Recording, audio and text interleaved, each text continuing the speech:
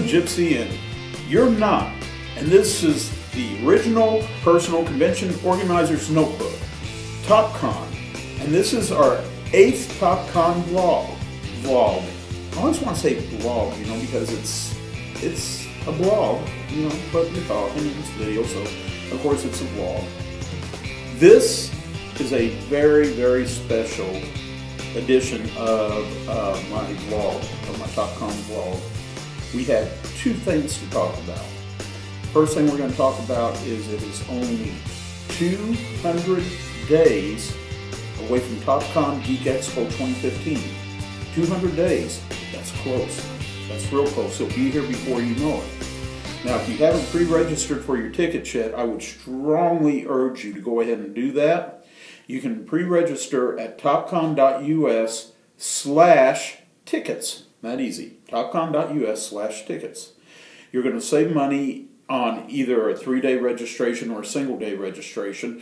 You also, the only way that you're going to be able to attend the VIP party is if you pre-register. You'll be able to rub elbows with all the celebrities and all the other VIPs like yourself.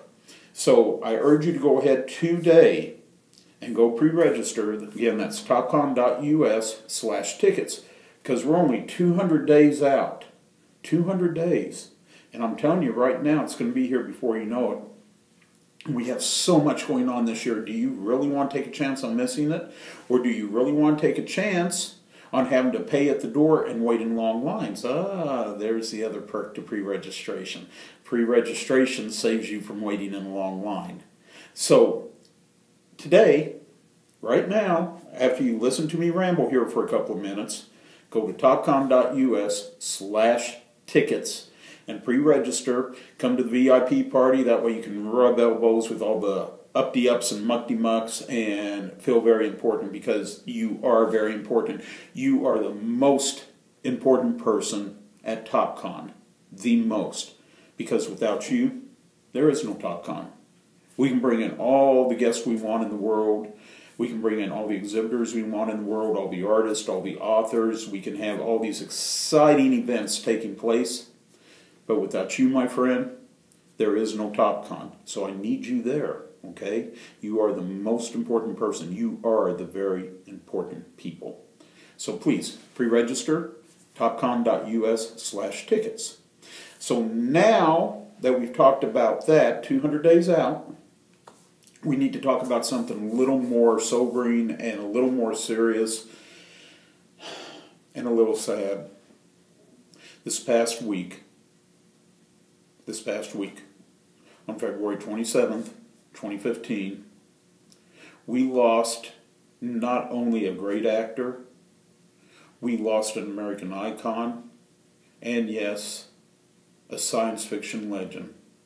Of course, I'm talking about Leonard Nimoy, who passed away on February 27th, 2015. When I was a child, I turned on the TV one fine Thursday evening, and here was a show, Space, the Final Frontier. These are the voyages of the Starship Enterprise. Its 5-year mission to explore strange new worlds, new life and new civilizations, and to boldly go where no man has gone before. Our friend Leonard Nimoy, who played Mr. Spock on this show that so captivated me as a child, I never missed an episode. And for years afterwards, I'd watch reruns of Star Trek. Leonard Nimoy as Mr. Spock gave so much depth to the show, I don't believe Star Trek would have gone anywhere without the character of Mr. Spock. And not anybody could play Mr. Spock. It took an actor like Leonard Nimoy to play Mr. Spock. He was, in every sense of the word, that character. When he put on them pointy ears, you didn't think he was in makeup. When they arched those eyebrows, he wasn't Leonard Nimoy. He was Mr. Spock. And now Mr. Spock, Leonard Nimoy, has boldly gone where he's never gone before.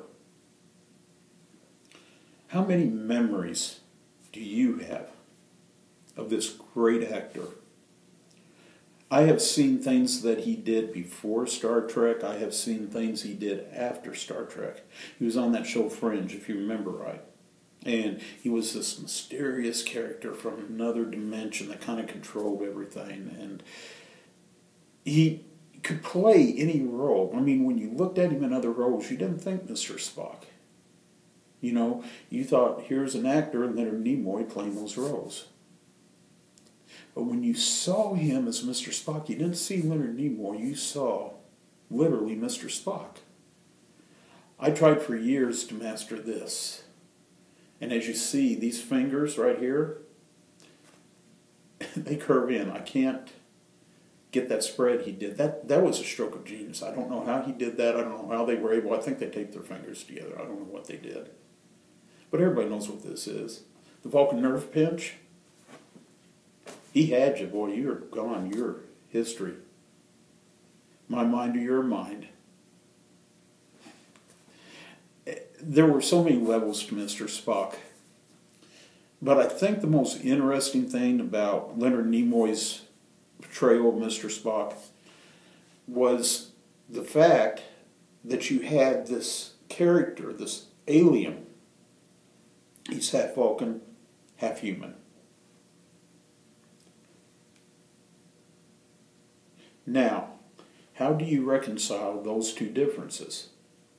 Well, Mr. Spock wasn't emotionless. You know, you can't say, oh, well, he had no emotions. I've heard people say that. That's not true. Mr. Spock did have emotions. He was a very emotional person. What the Vulcans had learned to do and what they stressed, and as they built the character, it became more and more evident, was that the Vulcans had learned how to control their emotions. So constantly you had the Vulcan side and you had the human side in constant conflict with each other, fighting to take control. Mr. Spock preferred his Vulcan side. He preferred to keep his emotions in check. Every once in a while we'd see those emotions. They would pop out there. You couldn't miss them. But he preferred to keep those emotions in check, not let that human side show. Even though he recognized the human side, he wanted to recognize the Vulcan side more. And unfortunately, he was still always an outcast. He was an outcast to humans. He was an outcast to Vulcans. Oh, there were those Vulcans that accepted him, you know. But the thing of it was that he was always out, as one of his last roles in a show was named, Fringe. He was always out on the fringe. Not quite Vulcan, not quite human.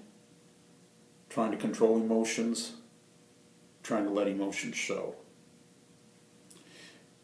And isn't that a lot like me, you, all of us? We try so hard in our daily lives not to wear our emotions on our sleeve, to try to control them, to not let other people see what we're feeling, thinking, what's down deep inside. And we work so hard to control those emotions that sometimes all this builds up in us, and it's too much stress and it's too much pressure, and we just explode. Mr. Spock, that character, and what Leonard Nimoy brought to that character, so could be a lesson for all of us. Seriously. It's not a matter of controlling your emotions and not letting people see who you really are. Because Mr. Spock, he would let people see glimpses of him, see who he was. Everybody on the Starship Enterprise, said Star Trek, everybody on the Starship Enterprise knew who Mr. Spock was. Leonard McCoy, Dr. Leonard McCoy, Bones, probably Spock's best friend and his number one antagonist. Because Leonard McCoy wore his emotions on his sleeve, where Spock didn't. And the play against those two was excellent. It was a yin and yang sort of thing. Positive, negative, positive, negative. They just constantly back and forth. Leonard McCoy was one extreme, Spock was the other extreme. in our lives, how do we find that middle ground? Where do we find the middle ground of not being too emotional, but letting enough emotions play? I think what we need to do, and this is just my personal opinion, and I think this is something that Leonard Nimoy showed us, is we need to find a balance. We need to let people in. We can't block ourselves off. We can't hide. We got to let people in. Those we love, those that we just know in social situations. I'm not talking about pouring out your soul. You know, you pour out your soul to those that are close to you. But let people know who you really are. Those emotions are important. Don't walk around like this. Don't walk around like this.